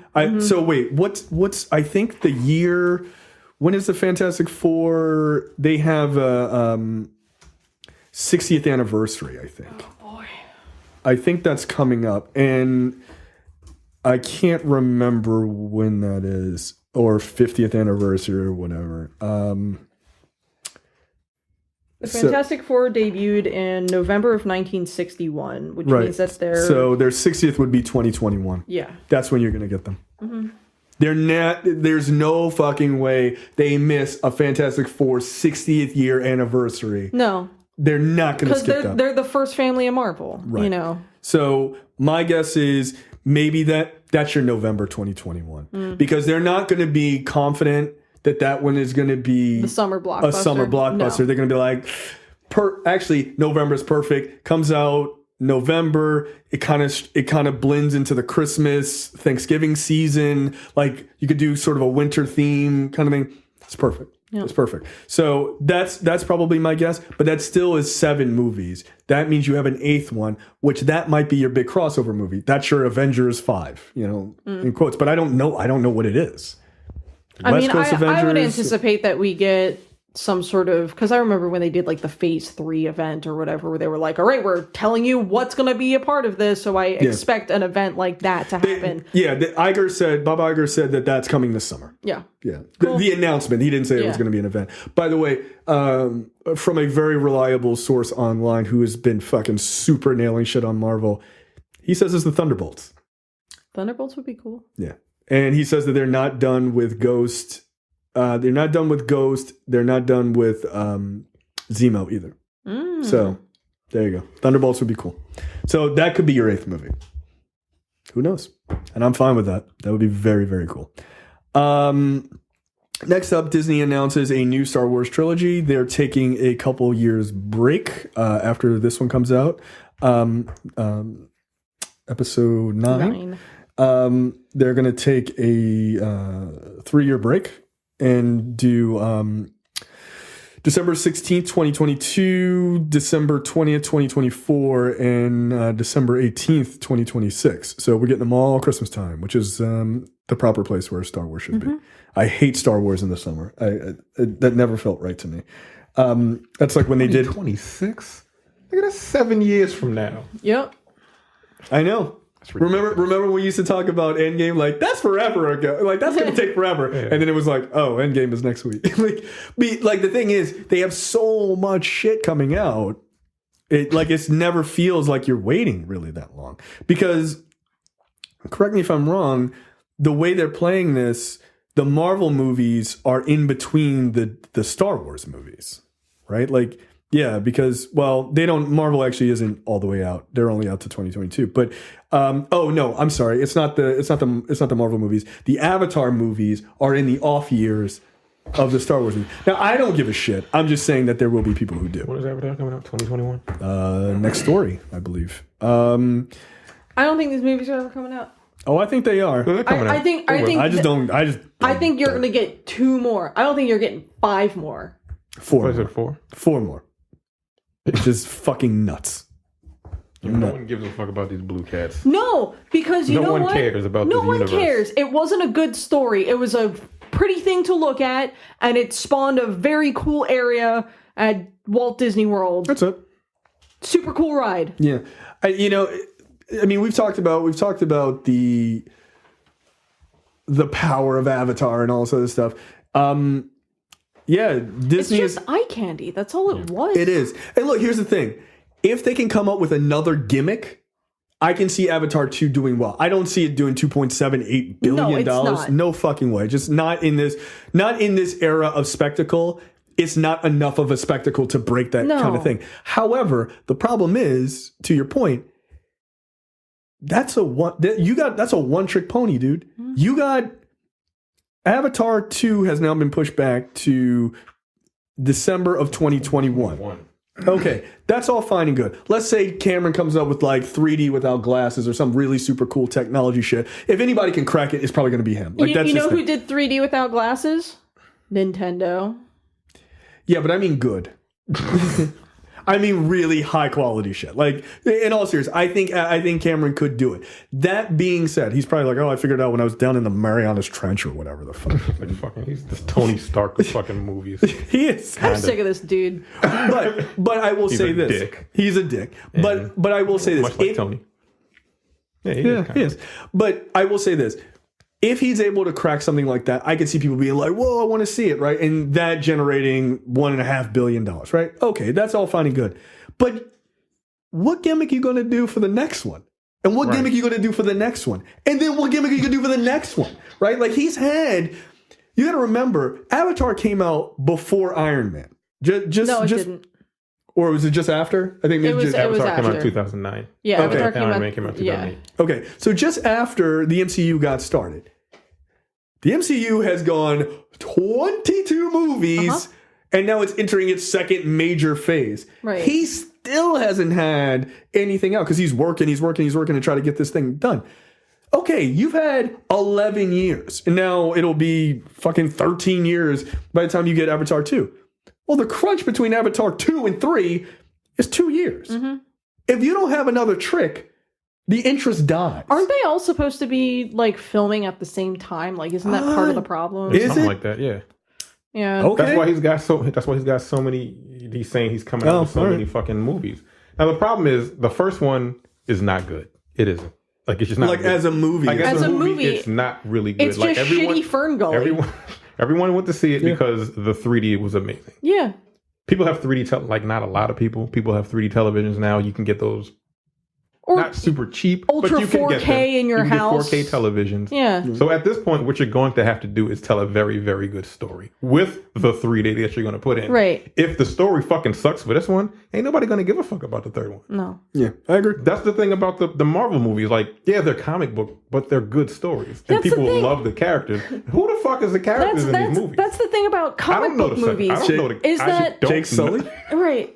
Jake Sully. Was that his name? Yeah. It was? Oh, I like that meme where they're like, it was like Nakia and blah, blah, blah. They were like, you don't even know that those aren't even their real names because no one cares. Right. I mean, that's the thing about comic book movies, though, is that comic book stories are good, which is why people buy comic books, because the stories are good. They're not just a spectacle. It's not, you're not just looking at photos. You're looking at, illustrations with a story. That's what a comic book is. Right. Compared to Avatar, which is primarily just a visual spectacle. That's not the story in the first Avatar movie is basically just it's a skeleton plot. It's nothing but a fucking spoon for James Cameron to serve you his tasty little visual delight on. That's absolutely correct. Over the course of 2 hours. That's all that movie ever has been and ever will be. A crippled dude gets put into the Matrix that happens to be a bunch of fucking cat people. Who have bad people want to who have ponytails that have genitalia, and it's like the shitty humans are mining them. It's shitty Fern Gully. That's all it is. It's Fern Gully. It's every movie of a white with wolves. Yeah, it's every white man. Yeah, it's like white man goes native and becomes the best of them. Yeah. We've seen it 1,000 times. Again, the only good thing to come out of it is the fact that at Disney World you can ride a dragon based on Avatar, and that's really cool. Do you use your ponytail that's also how you have sex to use as car keys to turn it on? It's what they do. And I think we need to talk about that because it's fucking disturbing. Yo, they use their dicks to turn those dragons on. It's weird. It's weird. Yeah. But here's the thing. Okay. I'm just saying. I've never watched that movie again. Me, no. I've tried. No. You have? I have. I can't do it without 3D because it's fucking terrible. I've cut bits and pieces of it on television or whatever, and it's like I'll watch for 10 minutes and be like, I'm fucking bored. And turn literally anything else. Jeopardy, yeah, let me watch this episode of The Office for the 15th time. Like, yeah, still more interesting. But and is Sam Worthington, is he coming back? I guess. You remember he was in The Titan? He was. I saw that movie. We did see that movie. I reviewed it. We did review that movie. It wasn't good. No, it wasn't. Like, yo, I rewatched that review the other day. I was like, yo, this movie is not good. Yeah. So it's him. What's her name coming back? Zoe Saldana? Is she coming back? Yeah, definitely. She is? Yeah, definitely. Is that big jacked old dude coming back? Or did he die in the first one? Yeah, Stephen Lang. Nah, he's coming back. Okay. All right. He should have been. Sigourney Weaver in it also? Yes. Yeah. She dead though. No, she's coming back. But she died! Not in Blue Cat World, she not. She died! Did she? Did she? I don't even know. I don't remember, to be perfect. No, she died in the movie. I have no idea. No, you're right. But she coming back. I'm watching Let's see. Starring out of complete she's coming back. I told you. I am not watching these movies. I think a lot of people are not going to watch. I don't think people are going to care. By the time the budget for this shit is $450 million. That's not true. That's what it says. That's not. No, I refuse to believe that. For just the second movie, or all of them? It just says Avatar 2. 450. Yo, Disney's got to be pissed. No, here's the thing. It can't possibly be for all 4 movies. It's going to be way more than that if it was 4 movies. I'm pretty sure End Game was like $375 million. Mm-hmm. And you know what? Does the Blue Cat pick up Mjolnir? Like, because if it does, I'll be there. But I don't think it does. I bet that cat's not worthy. Fuck out of here. So if it's $450 million, it's going to be however. Like again, if Endgame is 300 something million, you got to put that fucking technology, whatever technology he's using for this movie, that's going to add on another $100 million for it, right? I ain't watching because you can't have a regular showing of this movie. It can't not be in 3D. No, it has to be. Right. It has to be. Or else. So the budget for the original Avatar was $237 million. And that was in 2009. Yeah, that's a huge budget back then. Yeah, I mean, granted, it made its money back. Money back and then some, but yeah, Endgame was $356 million. Jesus Christ! Well, it made its money back and then some as well. Yep. By the way, Endgame has now crossed $2.3 billion. Good. It made $8 billion, or it made $8 million today. Just on a Wednesday. On your left, James. Or yesterday, excuse me. Wednesday, it was just like, no big deal. You better have a good story. That's all I got to say. Yep. It better. But I'm those sequels ain't going to do a goddamn thing for you. Yeah, I think Cameron can do compelling stories. I think early Cameron could do compelling stories. I don't see that happening with these movies. I just don't. No, I mean, I was rewatching, I posted in our fan group, the nerdpocalypse.com/fans, that like super dramatic, I think personally one of the best scenes in his entire career from a drama perspective, from The Abyss. The Abyss is a damn good movie. Like, it's a really good movie. The ending is a little cartoonish Disney for me, but it's a damn good movie. But that was another one that he recorded in that they filled a giant fucking tank and they actually did all of the work underwater and shit. That shit was incredible. He did a really good job with that movie. But again, there was a gimmick behind it, but the story was really good. So people were like, it's a gimmick. The story, though. Like, Ed Harris really swam from X to Y, and it felt claustrophobic and fucked up and dark, and you're just like, oh, everything is sad, and his wife dies, he saves her. It's amazing. It's a great movie. But you going to be able to pull that off with Jake Sully? Yeah, I'm not buying it. Sam Worthington was good in that Unabomber show, but that was about it. Again, he was in The Titan. That movie was not good. Was it Phone Booth or something? I don't know. I think Sam Worthington's one of the worst actors I've ever seen. He was in. What was he in? Clash of the Titans. Clash of the Titans, Wrath of the Titans. Yeah, he was in Bath with the Titans. Like he was in 2 of them, wasn't he? yeah, he was the main dude. Yeah. That movie, those movies were not good. They were terrible. All right, last but certainly not least in movie and TV, Marvel Studios is rumored to be starting work on a Nova movie. So maybe that's one of your 2022 movies. Maybe that's the last one. And maybe that's more of a team up. I don't know.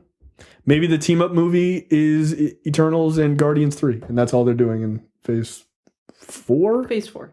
Yeah. So I don't know, but maybe the Nova movie is in the next phase. Yep. So look, I'm here for it. I want to see Dick Ryder on screen. It's not just a name; it's an occupation. I want a buddy cop movie. I want older Dick Ryder teaching young Latino Sam Alexander to be a Nova because his dad was a Nova and his dad died. That's what I want. And then that way, Peter Parker has more kid heroes to hang out with. He can hang out with Kamala Khan and Sam Alexander, and hopefully Johnny Storm. They will make around the same age as well. So that would be nice. Yep. I would like that. No question of the week this week. What the fuck brought to you by JTD. Carrie, take it away. Remember, do not tell us the city or the country. Okay. We will guess. Okay. Couple dies of bubonic plague after eating raw marmot meat. Marmot meat? Marmot meat. The hell is Australia? Yeah, that's the government of this country has lifted a 6-day quarantine on 118 people that was imposed after a couple died of the bubonic plague. They reported... Wait, whoa. I'm sorry. I totally missed that. They died of the bubonic plague. All right, Gail. Yeah. All right, yeah, this is Australia. Yeah. No. What you got? That's what I said. Australia? Yeah. Mongolia. Damn, the bubonic plague is still around over there?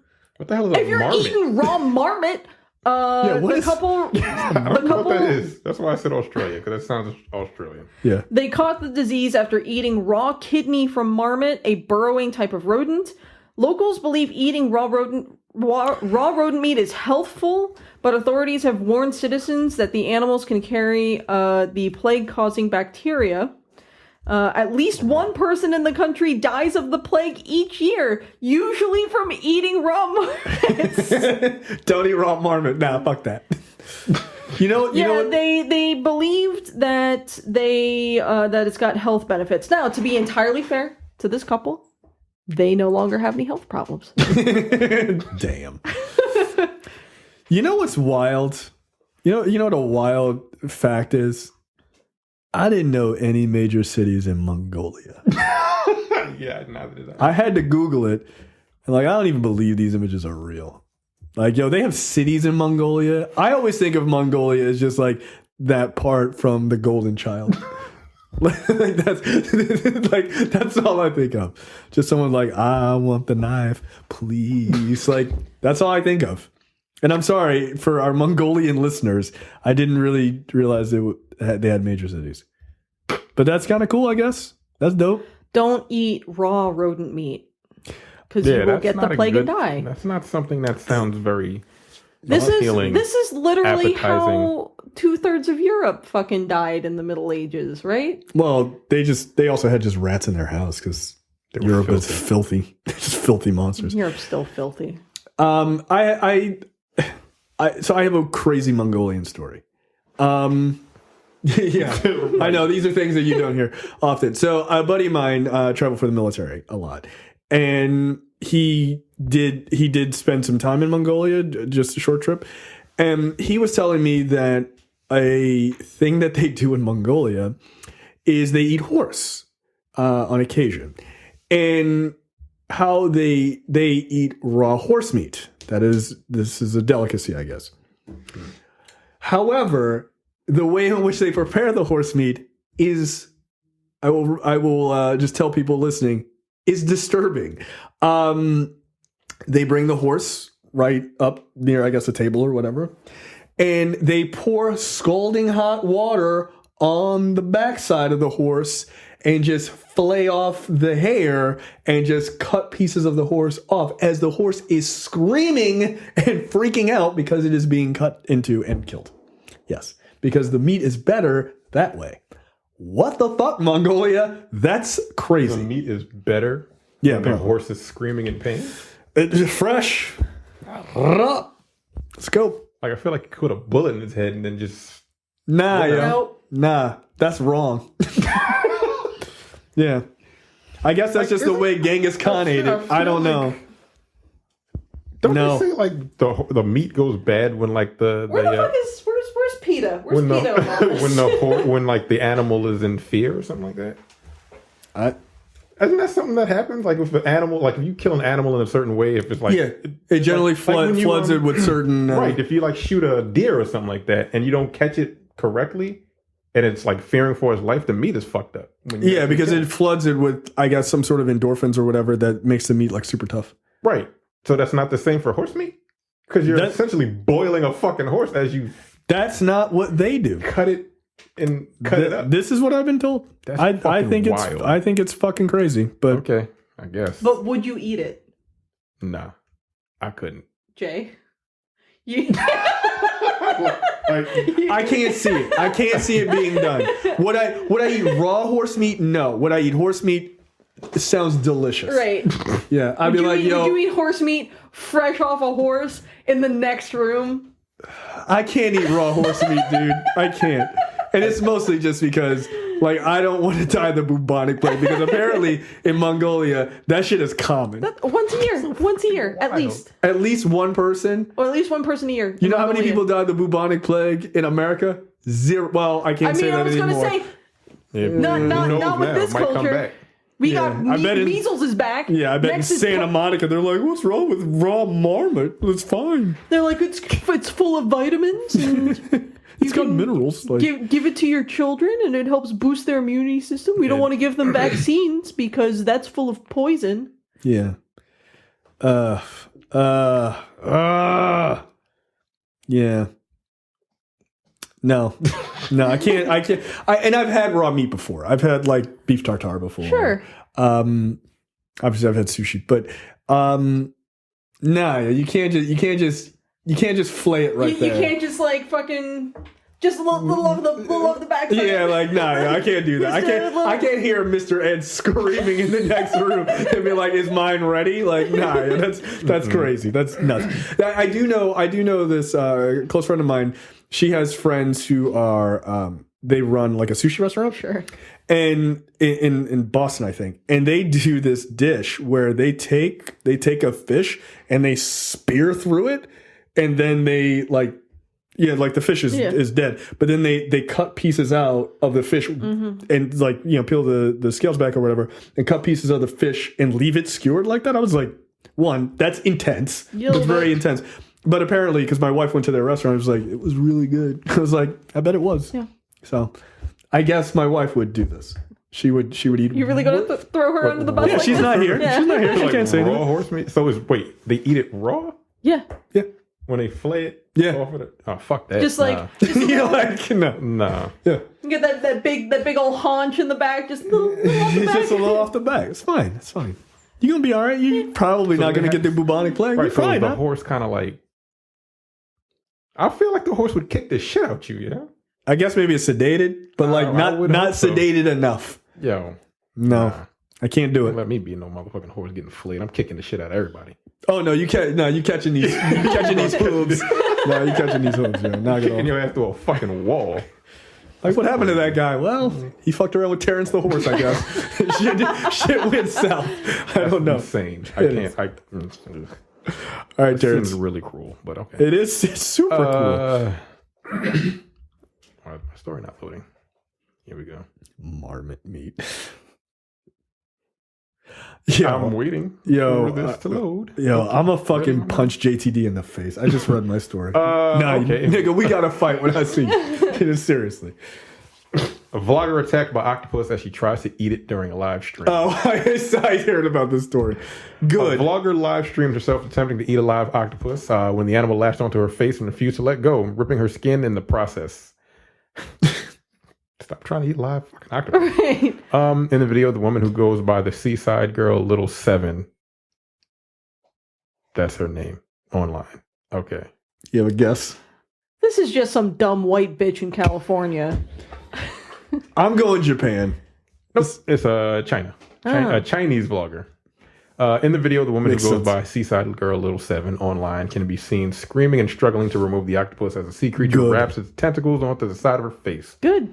Choked The, around. the vlogger can be heard calling the animal's suction painful as she tries to remove it. When she is finally able to pry the octopus from her face, the vlogger realizes it has left a bloody cut on her cheek. My face is disfigured, she reportedly says as she stares into the camera before informing viewers she will eat it in the next video. Yeah, you ain't learned no kind of You're lesson. an idiot. Yeah, you ain't learned no kind of lesson. The 50-second video was streamed on the popular video platform In China. Yeah, where Seaside Girl Yeah, that's the one. That's right. Chinese According to the Facebook. Mail, one video shows a vlogger playing with an octopus on the beach. Yeah, so people do anything for clicks, man. Stop eating things that are still alive. Yeah, Yeah, just kill it and then eat it. It's fine.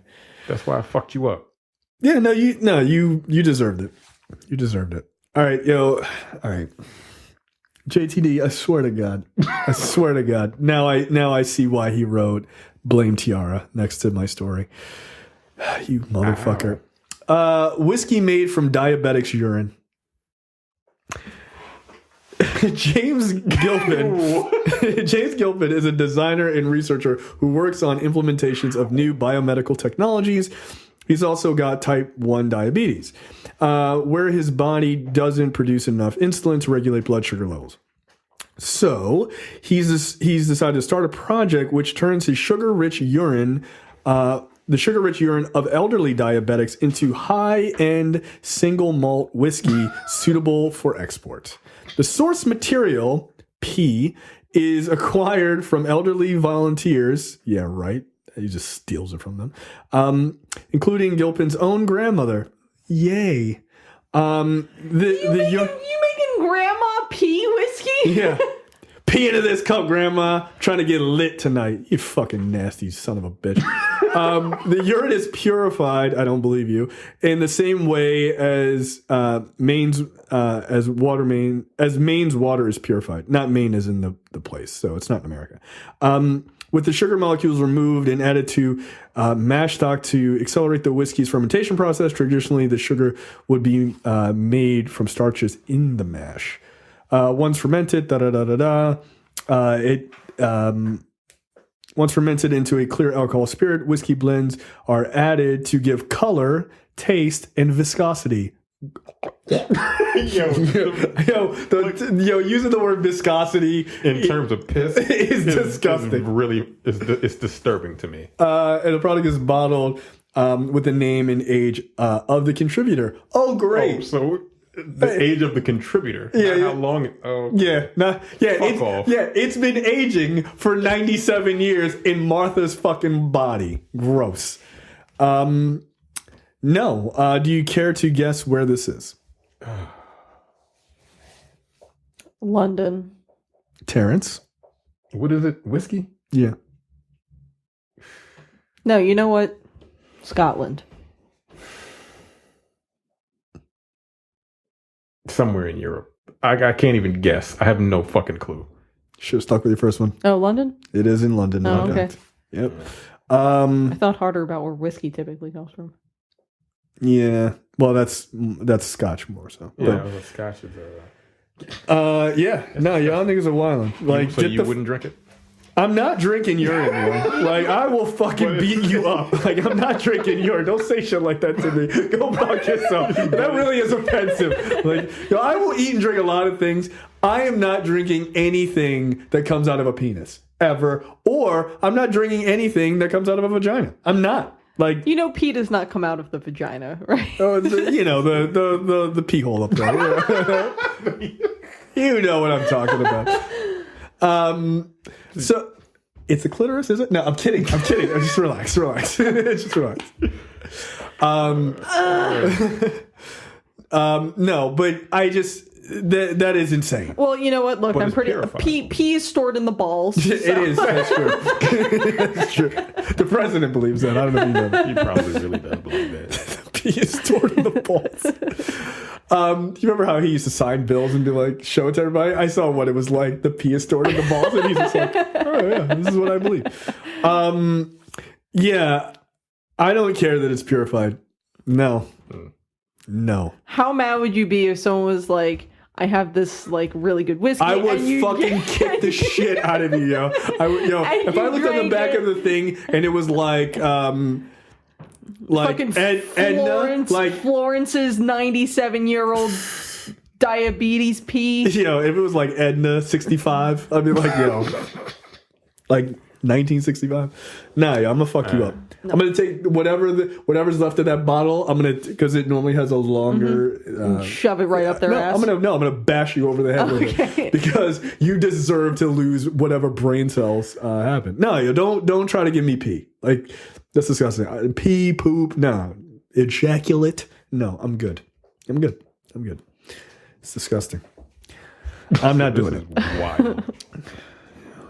Londoners, It'll be exhibited with tasting sessions at 100% materials. Huh. What? So he's going to have a tasting session of this. I've gone to a whiskey tasting before.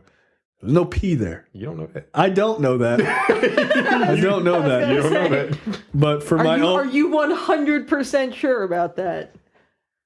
I'd like to think that it would. Look, I was in Canada. They're very nice up there. I'd like to think that I was serve safe. you whiskey piss. So I will Is fucking it go whiskey back piss or piss whiskey? The answer might surprise you. Oh my god, that's really unacceptable. Wow. No, I don't like any of that. I don't like it at all. Don't some people, like, when they're out camping, don't they have to urinate and like boil it? I don't know what I'm talking You about right now. camp near a site of fresh water, What if you're and in like the desert? I don't know. then Isn't you that what white people die. do? They camp in the desert. Carrie, is this what you guys do? Is that what You just drink I went your own camping piss? one time. No, I don't go camping. I've literally Yeah, never one been time. camping once.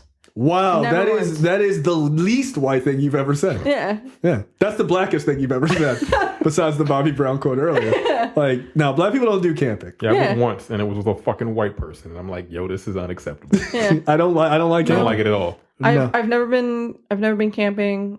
I can do a Bobby Brown reference, and I play bass guitar. Yeah, that's not bad. That's not bad. Yeah. Does this get me on Yeah, the yeah. black cinema? It doesn't, but it gets you close. It gets you close. You can peer right through the window. That's not bad. Yeah, no, man. I don't like camping. I remember my boss, who is a white guy. It was like he's like in his he's in like his early 60s, and he was like, oh, he's like, Jay, do you go camping? And I looked at him and I was like, no, not at all. And he was like, why not? And I just looked at him and I was like, and he fucking lost it. Like, he was laughing so hard. He was like, okay, that makes a lot of sense. I'm like, no, I'm not going camping, dude. I'm a city kid. I have been camping before and I hate it every time. Like, the closest that I've glamping never- sounds fine. I've never been like tent camping. When I was in the Girl Scouts, Ugh. No. Scouts, I was 8 or house. 9 years old, and we did like cabin. Cabins are fine. Yeah. Does it have a toilet? Does it have a working toilet? There was like I'm forgetting the word. Laboratories, like, Oh, you were like around a the corner. KOA or something Yeah. like that. Yeah, yeah, that's fine. That's fine. Yeah. I don't know that I consider that really camping. It's not real camping, but here's the thing. I am not shitting in a hole. Okay, like No. I No, we am had almost a actual 40-year-old bathrooms. black man in America in Actual- 2019, Jack. I'm not doing it. I'm not Actual doing it. bathrooms, actual showers, like an actual roof over our Oh. head. With That's like just me at home on a weekend. a wood burning stove. It was nice. Okay, that's fair. We have a fireplace. Yeah. I could put like a burger out there if I wanted to.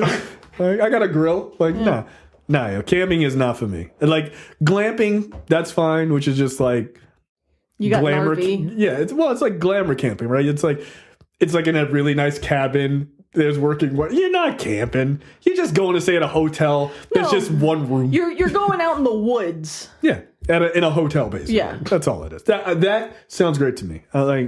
Oh, Jay, you're a coward. You're right. I don't trust white people in the woods. I don't trust white people in the woods, and I'm a white people. Yeah. No, because look, because you're a woman, they're going to kill you. I've seen enough horror movies, you're going to die. They come for us first, and then as an after dinner snack, they're going to murder you and your friends. I've committed the two sins of horror films. I have fucked, and I have done drugs. Yeah, no. If you do either one of those in the woods, you're dead. Yeah, you're going to die. Like, I'm going to fuck on drugs. Well, you're going to get double murdered. Extremely dead. Yeah. Trailers this week. Speaking of being dead. Yeah. Trailers this week. It Chapter 2. Nope. I'm going to lean on Terrence on this. Terrence, you really enjoyed the first It. I did. What do you think of this? This is a really good teaser trailer. This definitely makes you, if you are a fan of horror, and if you like the first one, this definitely makes you want to go see the second one. Like that sequence, that clip that they showed. Oh, it's a great trailer. Yeah, it's a great trailer. Dude, I'm not seeing this movie. Like, I was so creeped out. They could have ended it there for me personally. It could have been that like minute 30. But they had to show the other actors who were in this movie. Yeah. I like that Jessica Chastain is in this movie because she was fan casted and people were really pushing for her to play the role. And then she was like, it's kind of perfect. Yeah. It was weird seeing James McAvoy. I forgot he was in this fucking movie.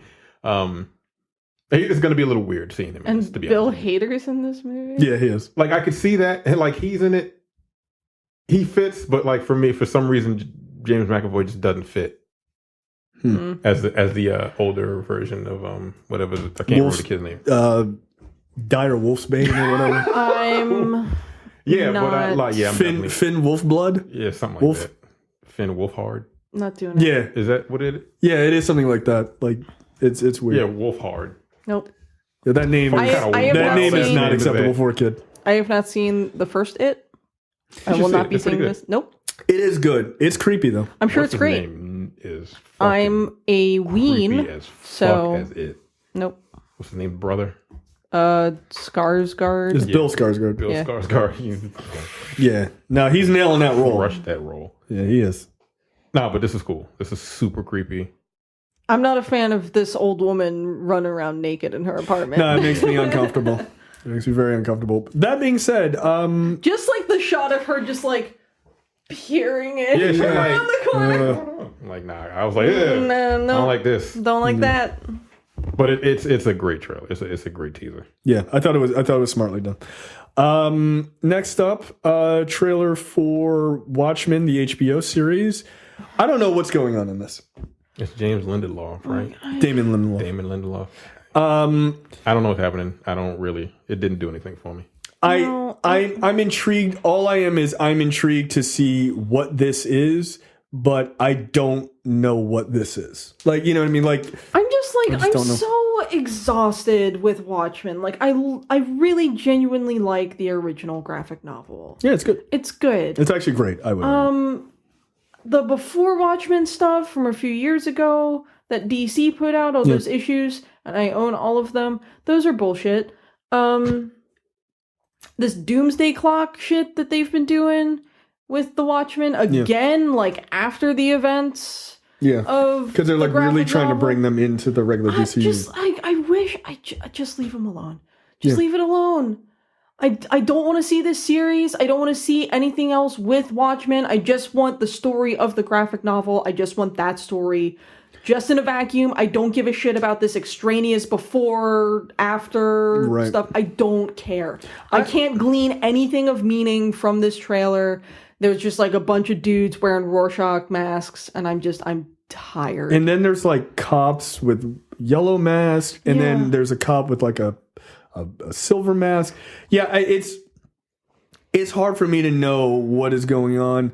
I think Jeremy Irons is playing old Ozymandias, which is kind of interesting. Which, by the way, I like that casting. That's fine. Yeah, I don't know what this is, and I'm just not sure what it is. I don't know what it is, and at this point, like as a fan of the original source material, like don't ask me to care about this because I'm not going to.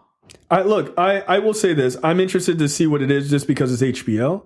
And I think that gives it a little bit more of that gives me a more of a pause to just write it off immediately. I just don't I don't have an opinion on this trailer. I think it's well shot, but I don't have an opinion because I really can't glean any level of meaning out of what is going on in the world. Yeah. So it's a teaser, obviously. So we'll get something else later. But as of right now, I mean, again, I'm intrigued just because I want to see what it is. But I don't know what's going on. Now I do know somebody who works in the movie industry who shared with me privately some images that they had from the set. The set, like, there's some really remarkable set imaging that they've done, like really big shit. So it's interesting, but like they basically were like, they don't really kind of know what's happening either. So it's just really kind of hard to tell. Last but certainly not least, Spider-Man Far From Home gets a second full trailer. Yep. It's got spoilers for Endgame in it. Yeah, that's a big deal. Yep. Yeah, no, I mean, I was in for this movie anyway. Right. I mean, come on. Come on, it's Spider-Man. I'm super excited for this movie. I'm excited to, like, it breaks my tiny little heart to see Peter just, like, visibly upset about what happened to Tony at the end of Endgame. Yeah. I mean, he lost his father figure, basically. Like, he lost his mentor. Now, that being said, he gained, like, a dozen moms. But what was it? I think Andy was like, all the fucking aunties showed up to protect their little boy. I think this looks good. I like that it picks up right after presumably soon after Endgame, and sort of them dealing with, you know, what it's like to be in the world without Tony. I hope that they address like what the world is like after the snap, right? Because it wouldn't be... Because you're bringing back all these people who were gone for 5 years. Yeah. A lot of the world had moved on. That was part of the big deal with how Tony handled the time heist. Right. So it's... I don't know. It's interesting. And then obviously there's a really big thing, which is... the multiverse. Yeah. Quentin Beck, a.k.a. Mysterio, saying that he's from a different Earth and that, like, the multiverse is real. I'm taking this with a big old grain of salt because if you've read any comic with Mysterio in it, you probably know that he's a full-time professional bullshitter. Yeah, that's kind of his thing. I mean, he's... Quentin Beck, his comic history, like, he was like a special effects guy and a stuntman in Hollywood. Yeah. And he used that expertise to, like, create a persona for himself and start robbing banks. I sort of anticipate that the film version of Mysterio in the aftermath of the snap had sort of fashioned himself to be a new hero, that these powers that we're seeing him use are not real, that these are all just illusions and whatnot that he has come up with, that the elementals that we see him fighting are of his creation, and that he's basically just fashioning himself to be a hero. Peter will eventually find him out, and then there'll be the big heel turn in the third act, and Peter will have to kick his ass. And people will be so surprised that Mysterio turned out to be the bad guy. Of course he's a fucking bad guy. He's Mysterio. Yeah. Nobody has the name Mysterio. He's a big old dweeb loser. Like, yeah, he is. Mysterio hardcore is my favorite Spider-Man villain. Like, is that right? I love Mysterio. But he's a dork, and he's going to get his ass kicked, and he's going to deserve it. Yeah. Now, here's the thing. There is the theory that Mysterio is lying.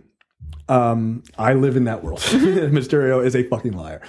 However, he could also be lying about being from another Earth, and he's just a dork loser from this Earth, but the multiverse could be real. Yeah, I mean, Doctor Strange, they mentioned the multiverse as well, but I never felt like that was like alternative, like the way the Ancient One says it. It never felt like, it felt more like this is, you know, there are multiple, you know, dimensions, like where Dormammu lives and shit like that. Never, there's another Earth. Right. There is another, you know, like I just never listened to it in that fashion. But you could arguably just say that's what she meant. And it wouldn't be invalid. I mean, it's not like the Marvel multiverse hasn't been in existence since day one anyway. The fact that they would do it in the movies sort of opens up some interesting possibilities. It does. It opens up a number of odd potential complications, you have to make sure that your writers are handling that sort of thing correctly. Now, here's the thing. If the multiverse is real, it opens up a number of possibilities. One, it opens up a possibility of mirroring some sort of story that you saw in Into the Spider-Verse, where you can bring in different spiders from all over. Or it opens up the possibility of other spider movies, spider-based heroes in their own universe. Mike and I were talking about this yesterday.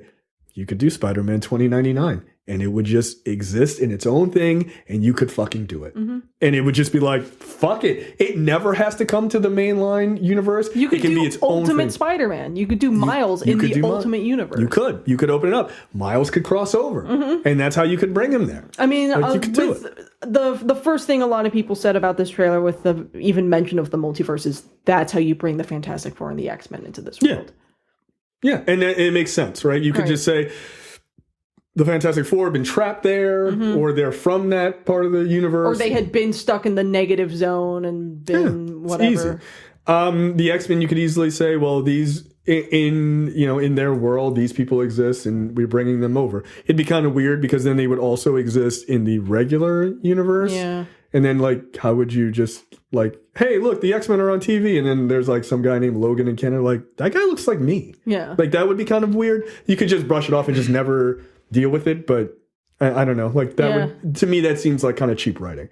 So there's a lot of things you could do. But I think there's also the idea that I would love that it's all just bullshit. Yeah, I just, like, I really hope that the trailer mention of a multiverse was just to get people riled up and it'll be revealed to just be some bullshit that Mysterio did. Because Mysterio is very good at hypnotizing people. He's very good at getting people to believe what he's saying. He's historically been super good at that. He once almost got Spider-Man to take his mask off for him because he fucking hypnotized him into doing it. Like... Interesting. He again, full-time professional bullshitter. He is. He's super good at it, so... Okay, so... Now that there's another theory out that is making more of the mainstream. I wasn't going to mention it, but it's making more of the mainstream. So I think it bears addressing. It's not really Nick Fury. It's the Chameleon. So the scene where Nick Fury introduces Spider-Man to Quentin Beck, it's like, oh wow, Nick Fury is even in on this. Like Nick Fury's getting like bullshitted. Yeah, maybe not. Yeah, And that whole idea of Spider-Man ghosting Nick Fury and everything else, and Nick Fury showing up, and Nick Fury tranking his friend and all that stuff, it's all bullshit. Yep. The Chameleon figured out who he was, and now he's playing him and trying to get information from him or getting him to do something or whatever. Right. So. Yep. So it's actually the Chameleon and Quentin Beck both working together to bullshit Spider-Man. It's possible. So. Look, and there's some casting news that kind of lends to that too. So. Yeah, I'm super looking forward to this movie. I loved Homecoming. Tom Holland is by far and away the best Spider-Man we've ever had. I agree. And again, Mysterio is my favorite villain, and I can't believe they made Mysterio look cool. He looks really good. He looks really good. Yeah, that dumb fuck fishbowl on his head. He's got a dumb as shit bowl head and a dumb cape and a really terrible color scheme, and they made him look cool as shit. Yeah. I like that they're doing the classic villains. I'm so glad that they are. Yeah, just let Marvel handle these, because it's hard. Somebody posted like a tweet or something. It was like, in the year 2000, we can't do the X-Men. These costumes are too ridiculous. We'll just give them black leather. It's like Marvel 2019, and it's like Mysterio with a fucking bowl on his head. Like, look, we're already here for the bullshit. Right. Like, just give it to us. That's what we want to see. One last thing about Far From Home. This is a warning to people. Don't mistake your theories about this movie being wrong or you being got or surprised as the movie not being good. Yeah. because that's what people did with Iron Man 3. And I go, oh, it was just dumb that he wasn't the Mandarin. No, you got duped. That's all it was. Yeah. You just got duped. It was good writing. It was good writing, and no one saw it coming. I didn't see anybody like, I bet that's not really. No, everyone got duped, including me. But like, just live in the story that they're telling. Yeah. Don't live in the story that you want them to tell. Right. So, because I already see it coming, and people, the multiverse, and then this is happening, and then just relax. Calm down. You're literally banking on a guy who is known in the comics to be a liar. Yeah.